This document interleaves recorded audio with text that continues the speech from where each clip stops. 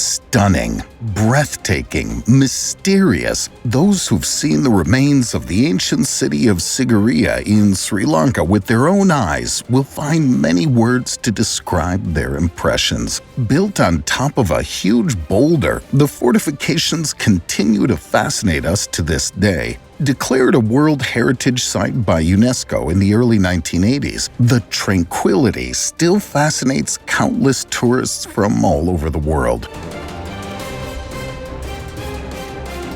But what have we already learned about the legendary rock city, whose history goes back more than 1,500 years? And why are some people still convinced that Sigiriya was not built by humans at all, but by divine beings? Let's look for answers together. Before we get started, be sure to hit the like button and ring the notification bell for more videos. Also, stick around until the end to learn one mysterious fact about this lost city that will leave you speechless. An eventful history.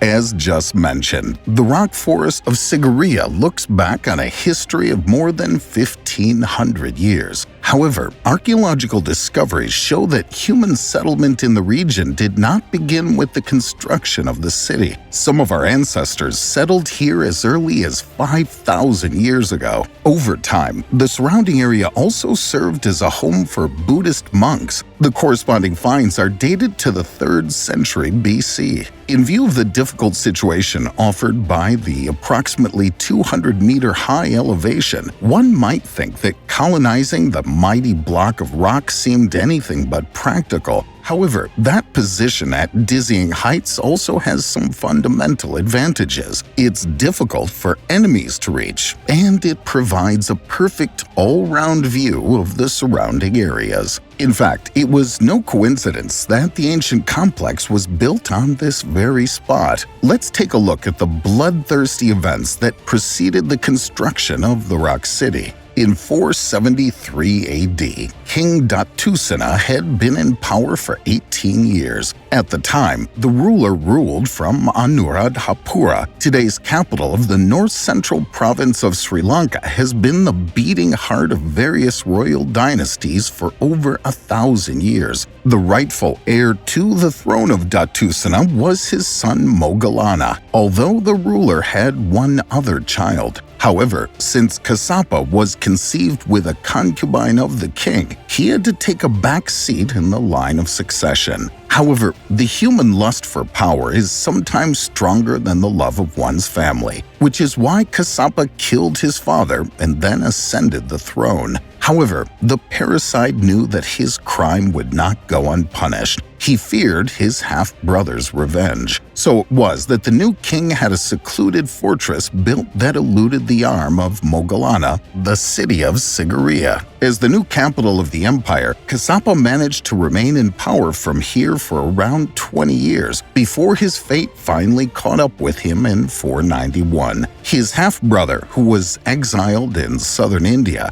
gathered a mighty army around him and involved his father's murderer in a final decisive battle. And indeed, he managed to bring Kassapa to his knees. The new king then declared Anuradhapura the capital again. In the period that followed, more precisely up to the 15th century, the fortress functioned as a Buddhist monastery again. The Golden Temple of Dambulla shows what the everyday life of the monks was like. In summary, this is the name of a total of 8 prayer temples that were built at different times and are only bursting with overwhelming paintings and figures. After the time of the monks, the king of Kandy could take refuge in the fort in case of need. In fact, we've only known about the existence of the former rock city in our western latitudes since the late 19th century. At that time, British archaeologists managed to rediscover Sigiriya's relics with all their breathtaking testimonies. Flourishing past.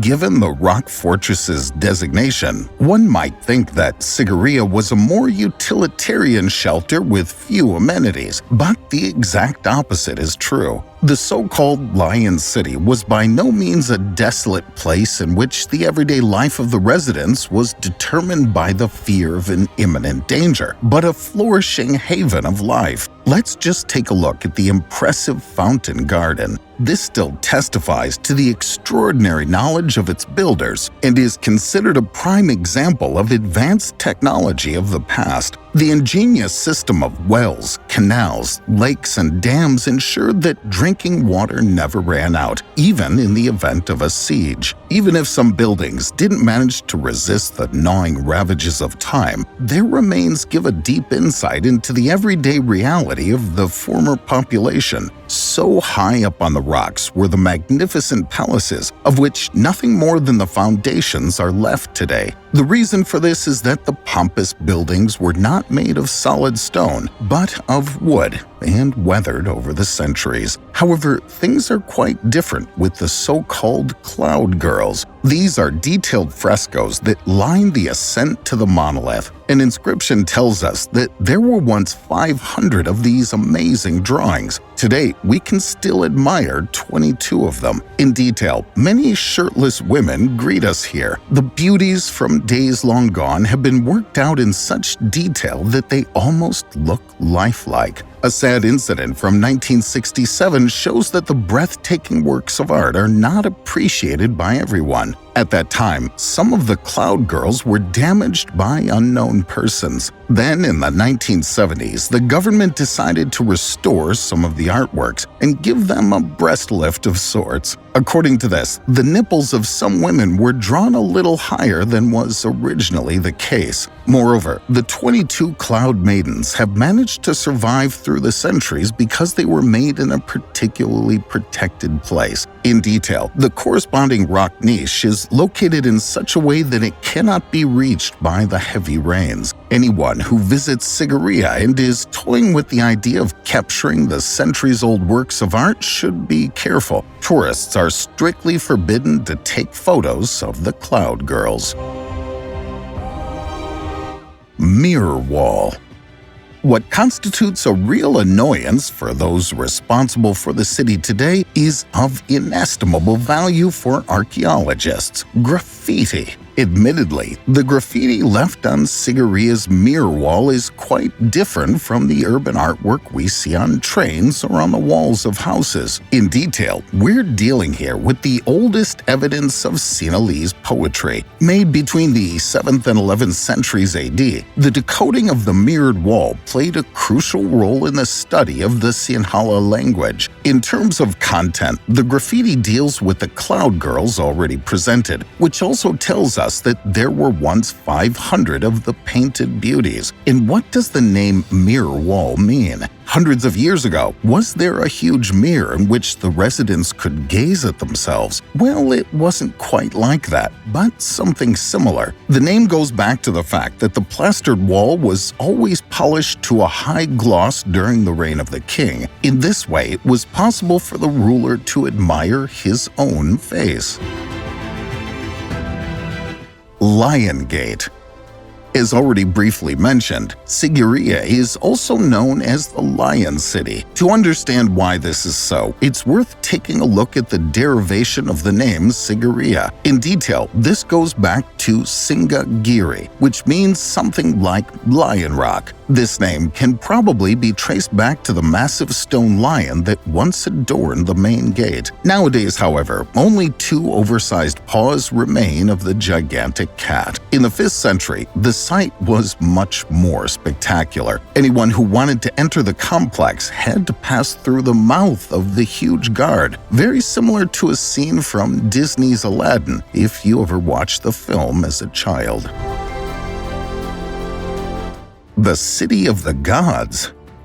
We've already told you about the background to the construction of the Lion City. However, the local population has a completely different variant in this regard. According to this, the rock fortress was by no means built by ordinary people, but by powerful gods. But what is this fascinating myth all about? The divine beings are said to have descended to Earth from time to time. In order to have a place of residence befitting their status there too, they created the picture picturesque complex. In detail, Sigiriya is said to be modeled after the home of the god Kubera. Within mythology, Kubera embodies the god of wealth, traders, and treasures. It's commonly assumed that the cloud maidens depict the king's courtesans. On the other hand, there's the assumption that the enchanting women were also goddesses. But that's not all. In fact, the city is said to have once possessed a magical palace that represented the direct connection between the world of the gods and ours. Whether we believe in divine origin or not, there's no question that Sigiriya still poses some great mysteries to this day. Much as is the case with the ancient Egyptian pyramids, the site's terrestrial background is challenged by the immense effort required to build it. Some people even say that it would have been practically impossible for the 5th century people to haul the required building material to a height of 200 meters. While the chosen location is often attributed to its practical all-round view and inaccessibility to the enemy, we mustn't forget that there's a religious connection here too. In the old traditions, building on mountains or high rocks was associated with the idea of being able to reach the kingdom of heaven more easily and being closer to the gods. Only the former townsfolk could tell us what's really behind this exciting legend, but unfortunately, they don't have the opportunity to do so anymore.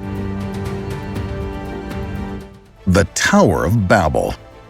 To put this into perspective, we mustn't forget the legendary Tower of Babel, a structure that was also built, seemingly, to reach out to God. One of the most incredible things to come out of Babylon was the invention of the infamous Tower of Babel that's mentioned in the Bible and proven by history. This building was constructed shortly after the Great Flood wiped out nearly everything and everyone on the planet. According to biblical accounts, the Tower of Babel was built when all of the inhabitants of Mesopotamia still spoke the same language. When they settled in the area, they wanted to build a large tower that would reach the sky. Some people seem to believe that the locals built the tower so that they could eventually reach heaven, though others believe that they built the tower so that they would not be drowned by another great flood. Either way, biblical accounts say that God had other plans. He confused the people by forcing them to forget their native tongue and speak new languages. They were no longer able to communicate, so the construction of the tower quickly fell apart. We don't know for sure which structure in the area is the aforementioned Tower of Babel, but researchers tend to believe that the best candidate is the Etemenanke in Babylon. This tower was allegedly dedicated to Marduk, the patron god of Babylon. Since several temples like this have been found in the area, it would make sense that a building like this could have been used as the basis for the Tower of Babel. Under the rule of Saddam Hussein, the Iraqi government led a mission to excavate Babylon and attempt to bring the city back to life, including rebuilding and reconstructing one of Nebuchadnezzar's palaces. However, after the United States invaded Iraq back in 2003, their plans completely fell apart. The area was eventually reopened to tourists in 2009, although the project was never completed.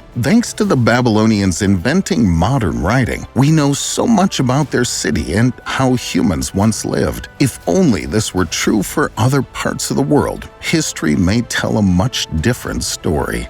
Alright folks, now your opinion matters. What do you think of the stunning lion city of Sigiriya? Have you ever visited the rock fortress yourself? If so, hit the keys and share your experiences with us. While you're at it, don't forget to give us a thumbs up and subscribe so you never miss a video again. Finally, feel free to take a look at the other posts on our channel, which you can access by clicking on one of the pictures in the credits. Thank you for watching. Have a good one, and see you next time.